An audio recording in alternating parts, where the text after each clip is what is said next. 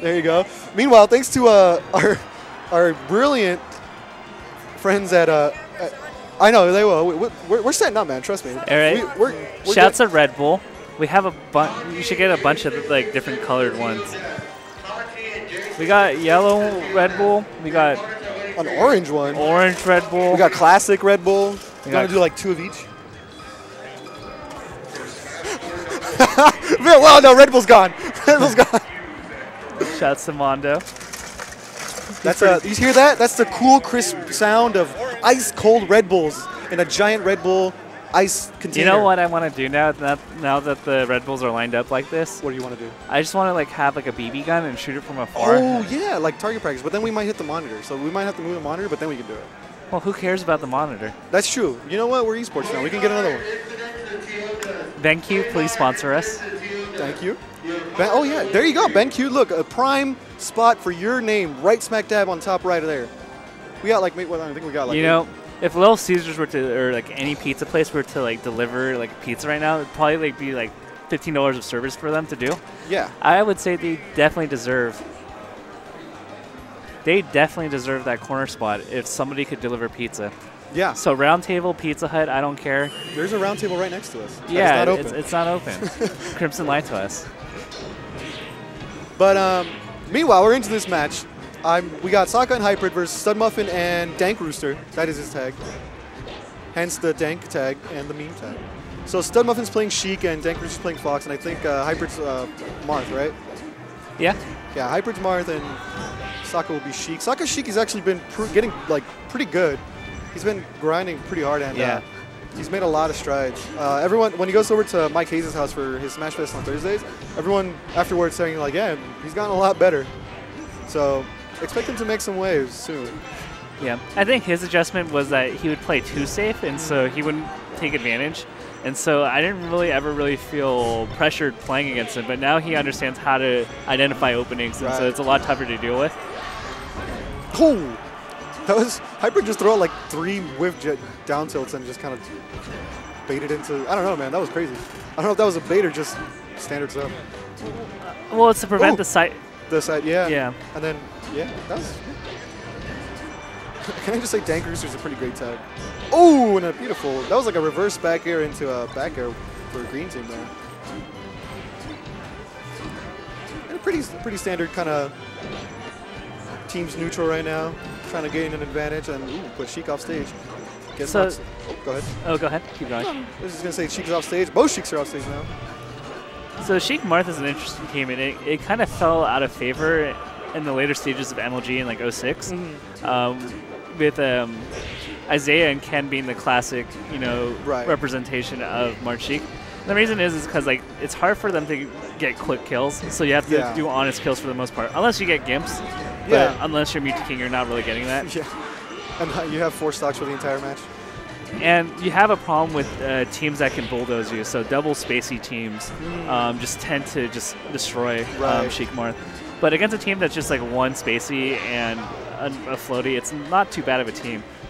Yeah, and you can usually like Sheik's not as floaty, but if you can knock Marth off stage, you can get a pretty good 2v1 situation on the other characters. It's kind of the sacrifice you have to take when you play a double floaty team. Be prepared for the 2v1 and try and survive while your partner makes it bad. Missed the up air on the platform though, but part of the correction factor is that if the Marth really knows how to tipper, then you kind of overcome a slight weakness in that you can't get like the kills at like 80 or 100. So that's why, although Ken seems like a little bit odd when he plays, just because he has that threat of knowing how to tipper, it's really good. Yeah, it's I feel like Ken's like he applies his tipper spacing to like everything in his life. He just knows it so well.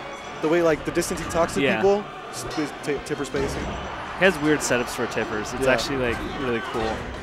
Oh, that was It was like a downer or something? I don't know, but ceiling glitch. Oh, okay. So yeah, blue team kind of ran away with this after a while, and StudMuffin trying to make something happen here, but it's not looking too good. He's off stage, makes it back. Ooh, landing lag.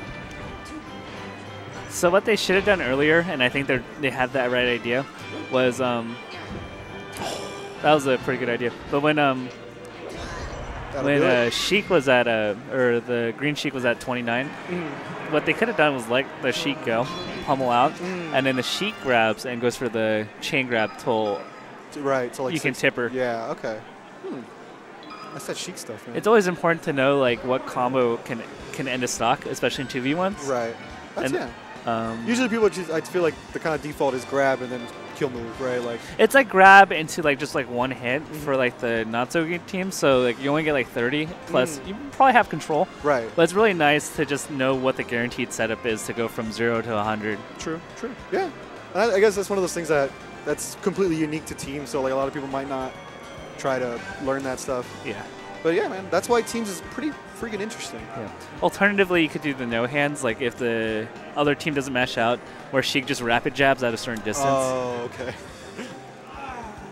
Yeah, it's like Mondo seems upset. So, counter pick for Sheik or Sheik's Fox, Dreamland.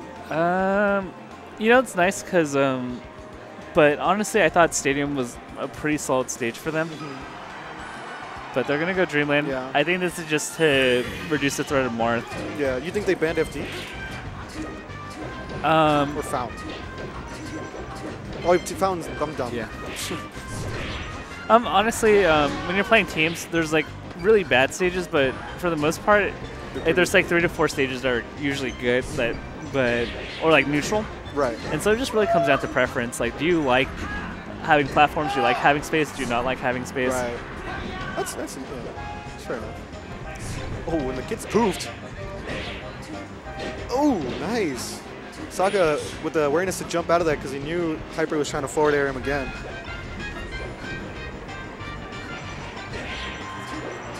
And it's interesting, I've noticed what teams who have really good synergy, they kind of like feel who needs to be on point and who needs to play support sometimes, like they'll switch off. Yeah. And sometimes you'll see like teams who don't team as much, they'll like both try and go in or like they're both trying to play passive and it kind of turns into this sort of, they kind of run into each other's ideas sometimes. Yeah. That's why I think when both characters are different and they tend to have, you know, distinct strengths and weaknesses, it's pretty easy, you know, if you have experience to know like who should be going in because they have better hitboxes and better knockback properties. But I think the difficult part comes when you and your partner have the same character. So like I noticed that double Fox out of any other character tends to like hit each other or get into each other's way. Yeah. Yeah, because it's sort of the sort of like the mindset you want to have with Fox is just be on point, do the damage, but then the other guy's thinking the same thing. And because like Fox just has so many good hitboxes, like does Fox A do like the neutral air and does the Fox B do the bear, and then they end up just running into each other because they're both like good choices, but obviously a lot of drills on platforms and stuff. It's pretty interesting. But meanwhile, green team, actually it's pretty even right now. Yeah. Blue team with a slight % lead. Oh, but it looks like StudMuffin with a pretty desperate recovery there. Oh, I think Dank tried to save him there, but wasn't quite there enough, or didn't quite jump out far enough to save him with the illusion. Oh, man. Good edge guard. Everyone's fighting on the corner right now. Oh. Breakdance, and everyone gets away. Another breakdance. Shouts to Zoolander. One thing you know, that's like probably like almost elite level is Hyprid's dash dance game. That's probably the best part. And granted, like a lot of Marths know how to dash dance really well, but given like Hyprid's like relative level of play, his dash dancing is really strong. The wind sort of messed up his tipper there. That was pretty funny. Dreamland shenanigans. The wind's random, right? I'm not sure. It probably is. Oh, I actually have a question. Well, I'll ask you after this, but it's completely unrelated. Now, dang, StudMuffin was just throwing out 3 down smashes in a row. And Hyprid catches him. This should be pretty much over. Yeah. Saca manages to lift to 183%. Never mind. 194, though. And that'll do it. Good games to Saca and Hyprid. Kind of like they put an X. Alrighty, it looks like I'm up next. And he air dodges on stage. Down smash fights. Down smash fights. Dude, Rock's going to decide everything. How is this happening? No. This is kind of ridiculous. And it's